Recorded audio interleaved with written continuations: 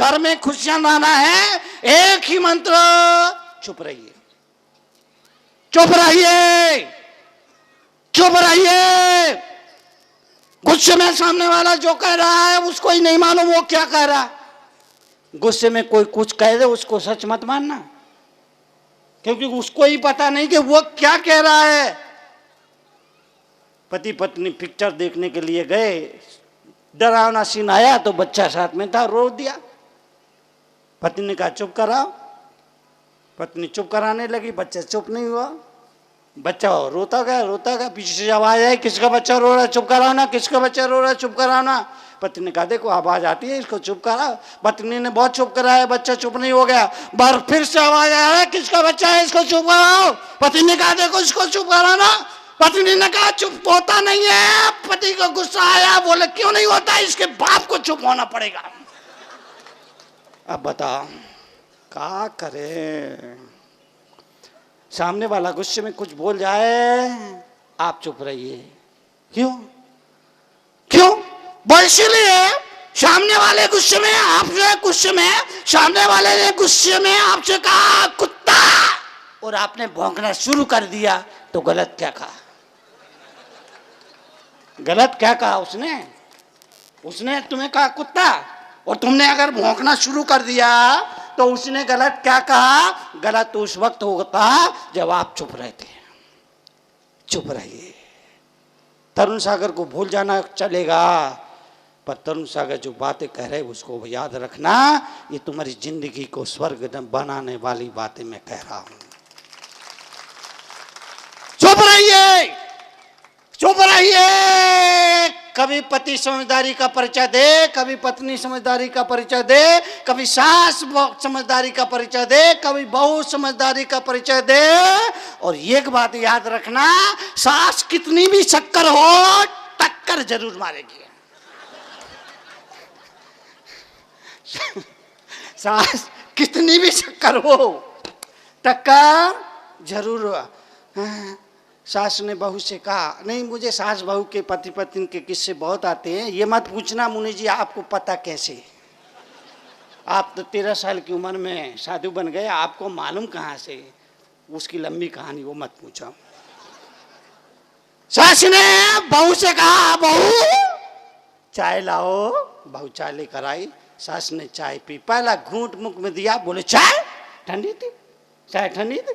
बोले ये चाय है क्या, ये चाय है क्या, ये चाय या फ्रिज का पानी लेकर आई। बहुत बड़बड़ाई, बहुत बड़बड़ाई। बहू समझदार थी, सुनती रही, सुनती रही, सुनती रही, बात वहीं खत्म हो गई। अगले दिन उसने अपनी बेटी से कहा बेटी चाय लेकर आओ। चाय लेकर आई, चाय ठंडी थी। बेटी ने कहा माँ ये चाय ठंडी है। सास ने कहा नहीं कोई बात नहीं, मुझे तो ठंडी चाय पीने की आदत है। अरे बेईमान सास, ये क्या हो रहा है?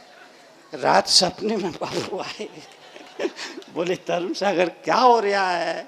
मैंने कहा बापू पूरा देश रो रहा है। बोले ये देश क्यों रो रहा है? मैंने कहा बापू आमदनी 98 की और खर्चा रुपया हो रहा है, इसलिए देश रो रहा है। जीवन का लिए तो संत तुकाराम नहीं, वो तो चलेगा ना भाई, वो तो कहीं भी चले जाओ, आना तो धर्म की शरण में ही आना पड़ेगा। कहीं चले जाओ, तुम भागो कहीं जाओ, अंततः आपको धर्म की शरण में ही आना पड़ेगा, गुरु की शरण में ही आना पड़ेगा, अध्यात्म की शरण में ही आना पड़ेगा। बाकी दुनिया में कहीं भाग लो, आना तो यहीं पड़ेगा। अपने को भी संत तुकाराम के पास आना ही पड़ेगा, कुछ भी कर लो। पत्नी ने देखा गुस्सा गुस्सा गुस्सा गुस्सा, बहुत बड़बड़ाई, बहुत बड़बड़ाई, बहुत बड़बड़ाई। संत तुकाराम सुनते रहे, सुनते रहे, सुनते रहे। बोलती गई, संत तुकाराम सुनते गए।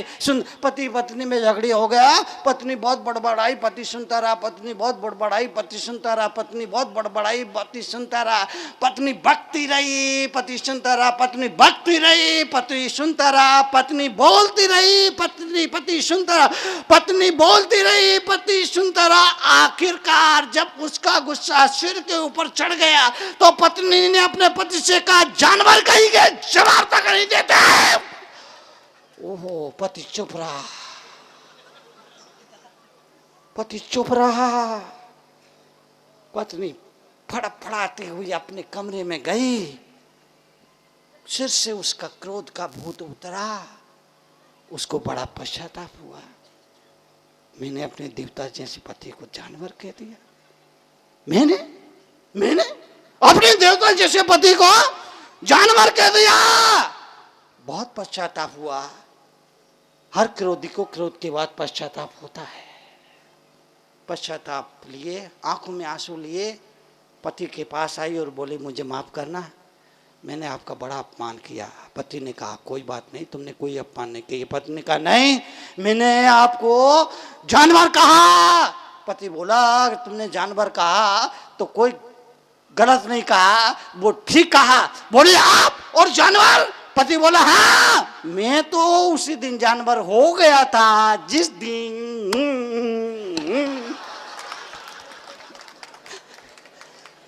मेरा तेरा विवाह हुआ था। मैं तो उसी दिन जानवर हो गया था। पत्नी ने कहा, मुझे तुम्हारी ये बातें समझ में नहीं आती है। अरे आप देवता है, आप जानवर कैसे है? पति ने कहा, जिस दिन विवाह हुआ था मैं उस दिन ही जानवर हो गया था। पत्नी बोली, मुझे समझ में नहीं आया। पति बोला, समझ में नहीं आया तो सुनो। पति बोला, तू मेरी जान है ना? हाँ, और मैं तेरा बर हूं ना? हाँ, जानवर। इतना पत्नी को सुनना था। पत्नी को हंसी आ गई और बोली, पप्पू के पापा तुम कितने बोले हो।